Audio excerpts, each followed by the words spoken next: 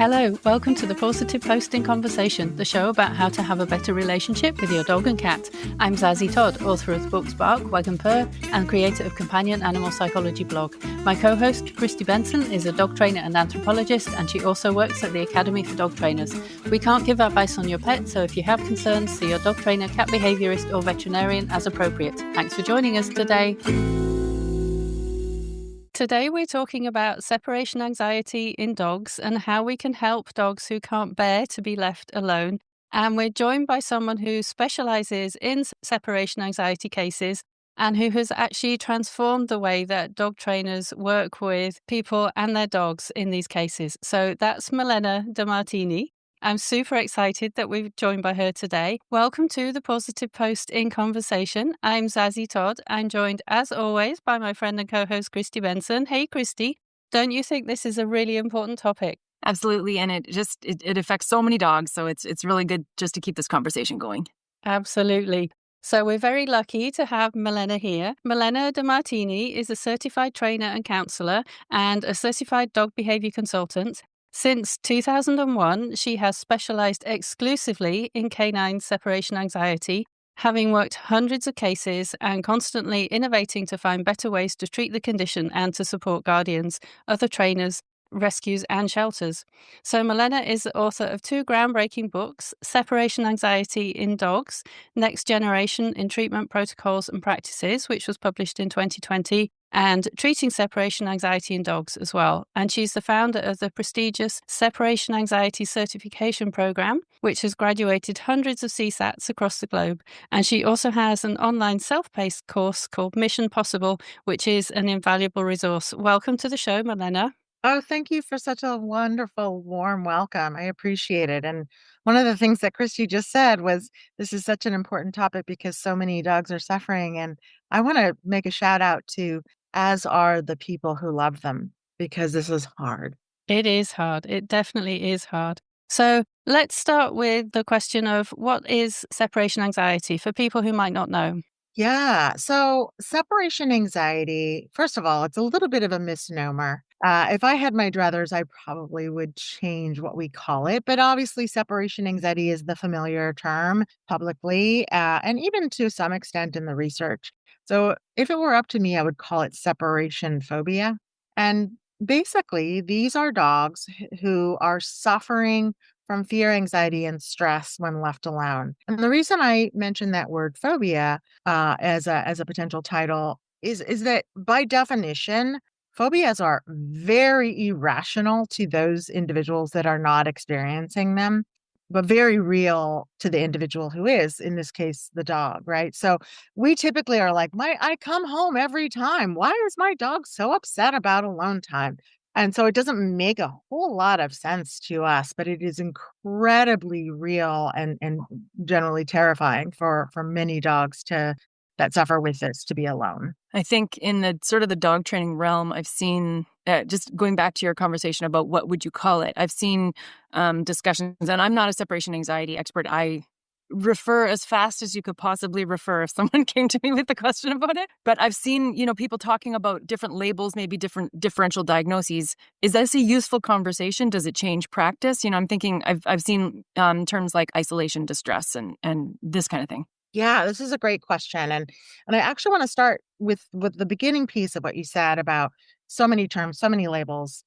Separation anxiety, as I kind of mentioned, is really the more familiar term with the general public. The research really has a number of different ways to identify this sort of syndrome of dogs that are suffering and distressed when alone. The more commonly used terminology now in the research is separation related behaviors or separation related problems. And so that's what we're seeing come up more often. But still, the general public is going to refer to it as separation anxiety. Isolation distress is an interesting label because we actually don't see it in the research. It is sort of a fabricated term that has become popularized in the general language of our industry and with the general public. And while all of the terms are sort of synonymous with a similar type of intervention, Isolation distress does, even though it's not a clinical diagnosis in any way, shape, or form, does have a different meaning behind it. So the difference between separation anxiety and isolation distress is simple. Separation anxiety, understood by the general public, is a dog who needs their primary caretaker or primary caretakers, maybe two people or so, to be present in order for them to be comfortable. Isolation distress, conversely, is they need a warm human being with them in order for them to be comfortable. And I would say that rarely do I see dogs that are entirely on one end of the spectrum or the other. They're somewhere in the middle. Some dogs prefer their primary caregiver, but they're okay with some other people. And so they're somewhere along that spectrum. And I think the real difference that comes in practice between those two is simply that those that really need their primary caregiver in order to be comfortable, we need to help those dogs expand their circle so that that circle of people that they can be comfortable with is bigger than just the one or two individuals. But the actual implementation of the day-to-day training and the gradual systematic exposure to alone time is quite similar, albeit individualized to the dog in front of us.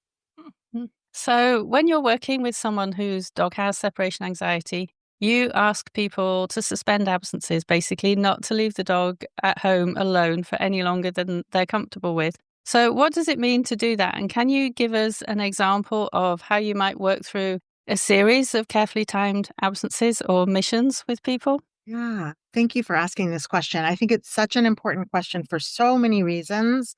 If I just say to someone, well, in order to do this training, you're never, ever, ever, ever, ever going to leave your dog alone for longer than they can handle. It doesn't necessarily have to be with you individually, but it has to be, the dog will have to be with someone. That's a big ask. And I want to recognize and shout out, like, it is a big ask. However, a couple things about that. It is a temporary ask because we're talking about not leaving the dog alone for longer than they can handle. And maybe today they can only handle 1 minute or even 1 second. But with time and training and implementing a systematic protocol, that will grow. And so in time, we're going to be able to leave that dog for a half an hour and then maybe an hour and a half, and 3 and 4, and whatever the goal may be. So it is a temporary request. And the other thing I want to mention about it, which I think is super important, this is not Malena got up on her high horse and decided people should just not leave their dogs alone. The laws of learning are such that if we're trying to teach a dog that alone time is safe, while simultaneously leaving them for very scary, overwhelmingly long absences, we are not going to make progress. Management is an essential tool, and this is basically managing absences is essential for allowing these animals to learn in a systematic and gradual way without continuing to expose them to this overwhelming fear. So once the guardian has decided that they're ready to move forward, yes, we start to work with our clients with what we call missions. And that's what I started calling them, and it just sort of stuck. So, and a mission is created based on the individual dog, their environment, and their caretaker, their primary caretaker. So never will you see, I'm going to copy today's mission from Buddy's workbook to, Fluffy's workbook. There will never be the same two missions for different dogs. And the way that those missions are created is that we observe the dog in real time during a brief alone time absence and determine at what point in time that dog starts to show us signs of escalating indicators of distress. And that will allow us to create criteria based on that individual dog's needs. Based on that observation, we write just 1 day of training. And that training takes about 20 to 30 minutes. It's comprised of maybe 10, 11, 12 steps, individual tiny little exposures. And the guardian, the client, will write some notes as to what they observed during that mission. And based on those notes, we as the trainers will say, oh, this is what they saw. So this informs me as to what I'm going to do tomorrow in my training session for this client tomorrow. So as you can imagine, this is very customized and tailored to the dog, to their environment, and to the individual client. But it's also allowing for the dog to set the pace of the protocol. And I think that's the most important thing about getting separation anxiety training right. Because if you just go on the internet and say, how do I fix my dog that suffers with this issue? It'll say gradual exposure, start with a minute, then go to 3, then go to 7, then go to 10. And that formulaic or algorithmic kind of percentage increase is actually what can lead to the opposite of desensitization. Desensitization's evil twin, which is sensitization, which is worsening of the problem. I like how you sort of wove in discussion about the video, which is about our next question.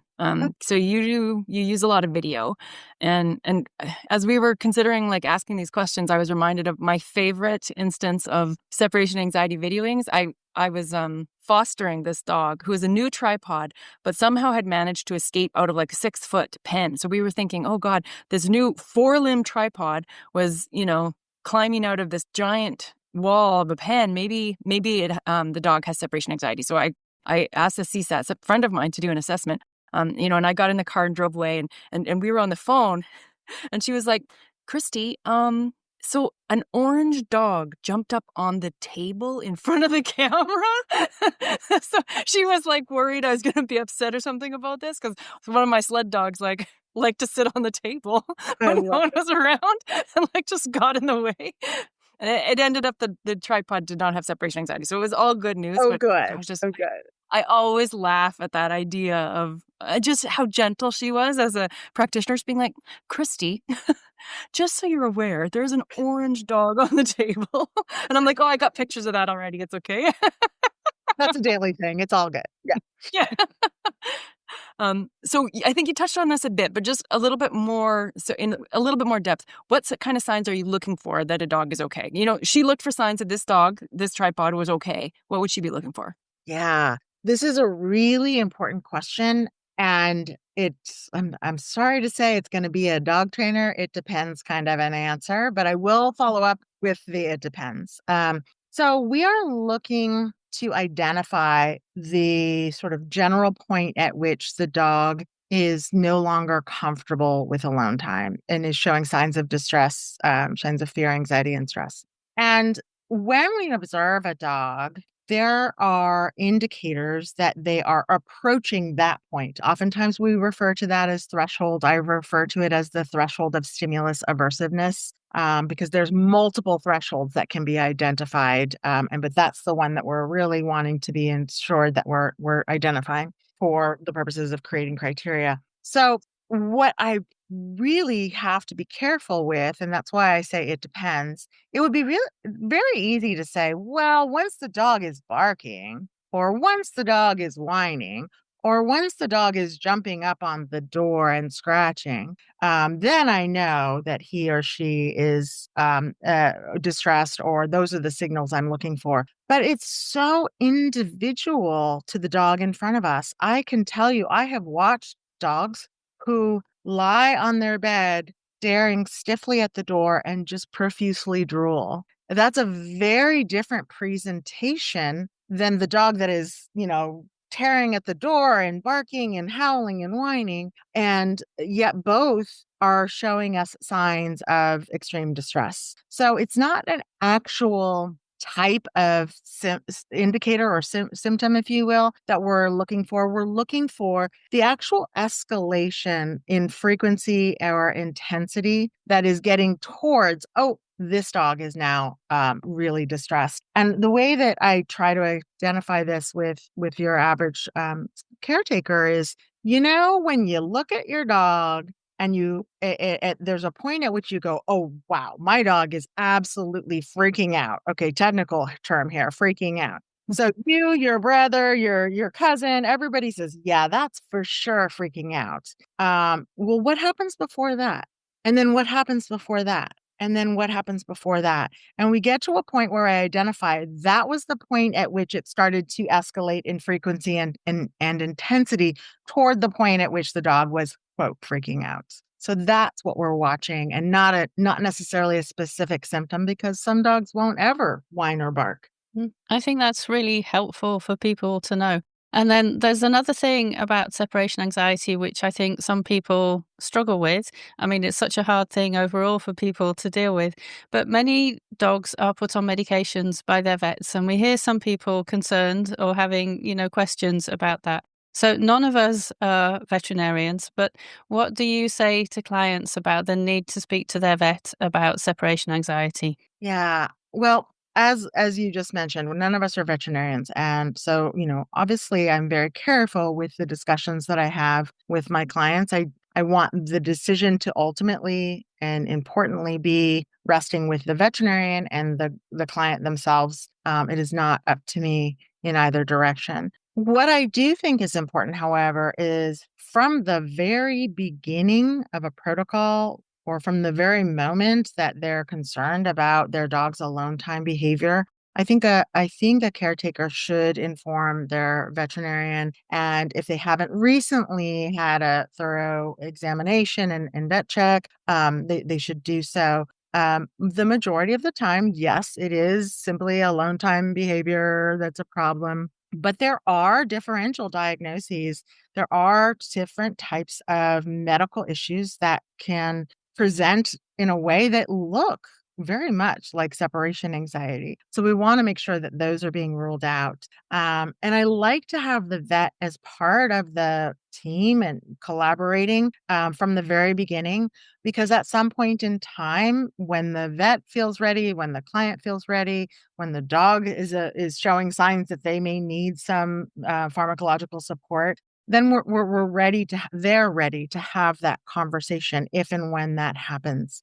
The other thing that I like to remind clients, because there is some hesitation, like the most common comment that I get is, well, I don't want my dog's personality to change, or I don't want them to be a zombie. I don't want to drug my dog.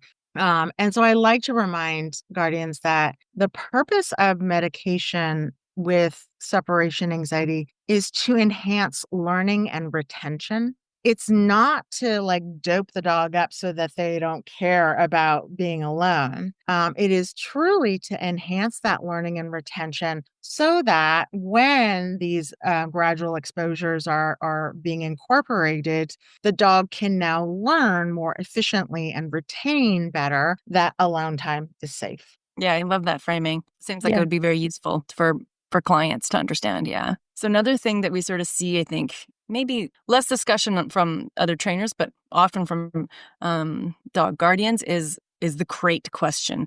So what's your gut reaction to crating in this context of separation In anxiety? this context of separation anxiety, yes. And I will make a caveat. There are great purposes for crates, one of which is very near and dear to my heart because I happen to live in fire season Northern California, and evacuating, you have to have your dog in a crate. And so, I think it's important that we all take some time to expose our dogs to be able to be comfortable as best as possible in a crate. But absolutely unequivocally, there is just so much evidence and support for not using a crate for separation anxiety training. The majority of dogs that suffer with alone time behavior problems have simultaneously experienced or do experience confinement anxiety. And the amount of sort of exacerbated issue that will happen if we're taking a dog who is distressed about being alone and then taking that overwhelming fear and confining it to a very small space, appropriate space or otherwise, this can really make for a much more difficult process. And quite frankly, many dogs will not easily get past alone time plus confinements. And I want to make sure, though, that people understand, because the number one reason that people say, well, I have to crate my dog because my dog is destructive when alone. And I understand that, right? I understand, like, I need to protect my valuables, my property, my items in my home. But two things about that. Number one, that threshold that we talked about. We're always in this type of training staying beneath that threshold, that anxiety threshold. And the reason that these dogs are destructive, when and if they are, with respect to separation anxiety, is that's their outward manifestation of this extreme level of anxiety, is to chew and to scratch and to, destroy things. If we're continually staying beneath their anxiety, then there will be no need for the dog to to have the destructive behavior. So I want people to really remember that, about like that need to have a crate because they're destructive, but we're not going to be reaching those destructive behavior levels because we're not exposing them to absences that are inciting anxiety. And the other thing I want to say that I think is really important, if there's some concern, like, well, the dog sometimes gets into the garbage and or when alone, or the dog does sometimes chew the table legs, just, not just out of anxiety, but it's an adolescent, or whatever.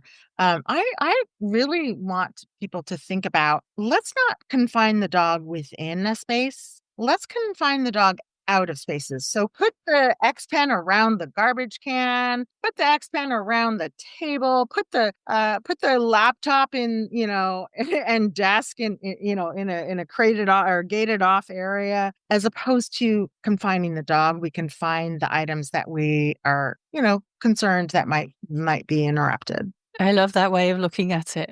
Very much helpful for the dog.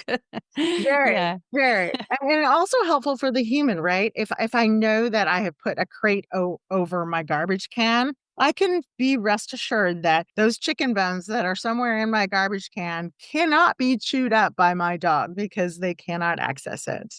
Great. So you run a course for trainers who want to learn how to work with separation anxiety cases.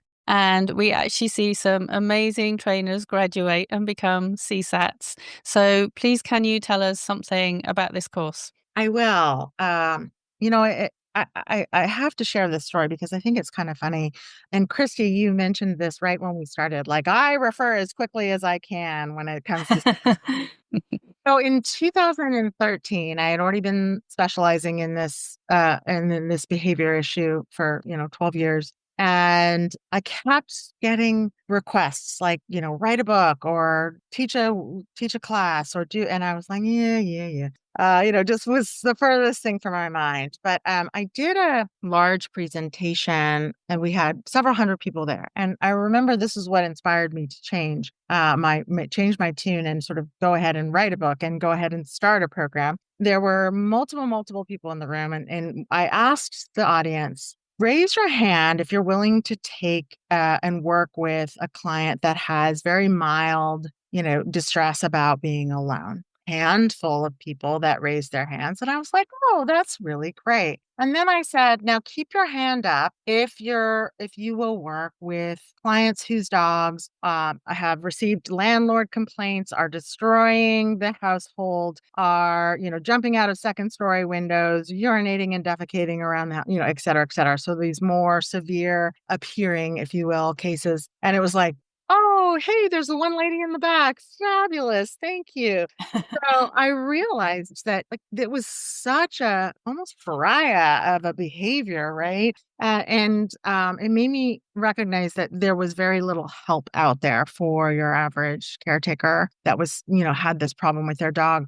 And so I decided to start the program and I laughed. Veronica Bautel, who of Dog Biz, and I talked about getting this program started. And I said, it's going to last one session because everybody knows how to do systematic desensitization. And she said, let me know at the end of this program if because how it went, because she said, I am looking forward to laughing at the fact that you have no idea what you're starting here. And I was like, oh, okay. And now 11 years later, we have almost 300 certified separation anxiety trainers around the world. But I think what's important here to talk about is what the program offers. It's a 15-week program, and it is very, very intensive and quite comprehensive. And the one thing that I think, well, many things about the program that are really worth highlighting, but the one thing that I would really like to highlight is that it is a virtual one-on-one mentorship with a very small number of students per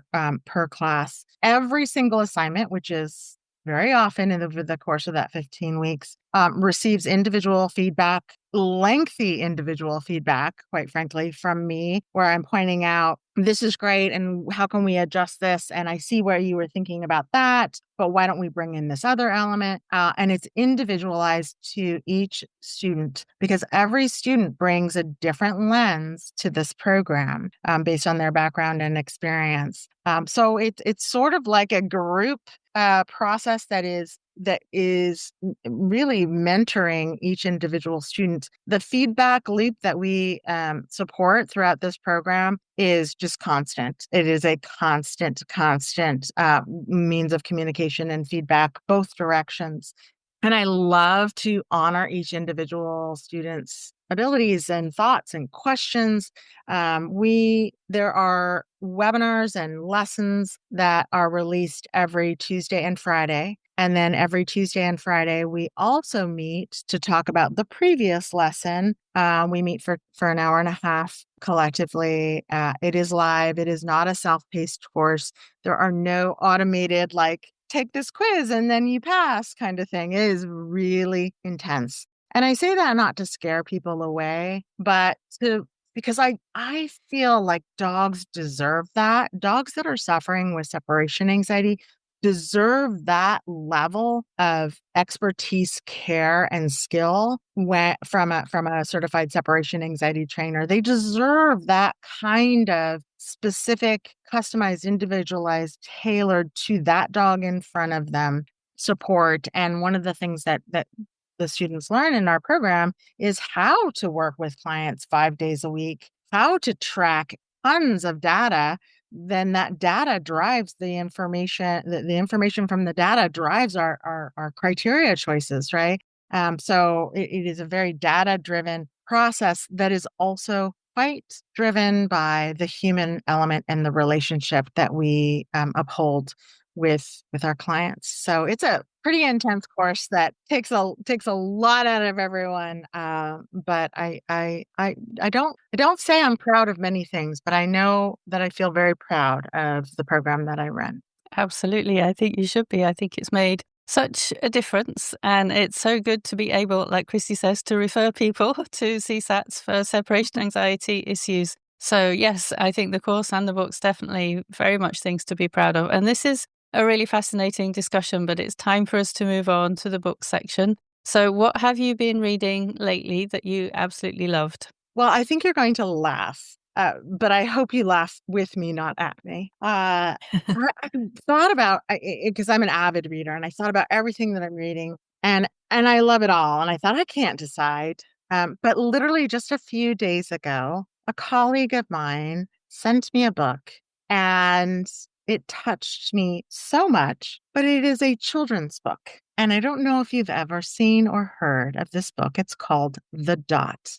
And it is so inspiring, and I'll give you the like short and skinny, that the character in this book says, I can't draw, I am not an artist. And the educator says, just put your pen on the paper and draw a dot.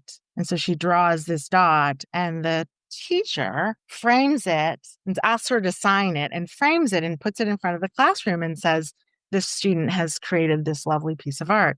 And then the student, of course, goes, well, I can do a better dot than that dot, and then starts to get creative and ultimately, blossoms into creating some beautiful art with dots, of course, but, expanded.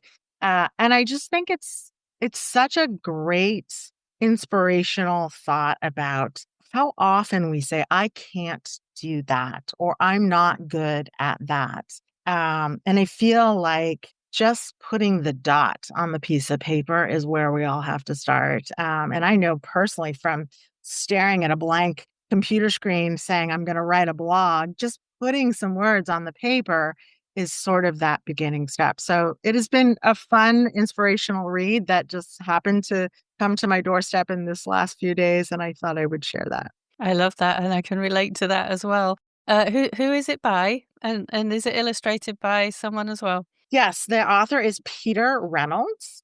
Oh, yeah, no, yes, Peter Reynolds is also the illustrator. Also the illustrator. Awesome, thank you.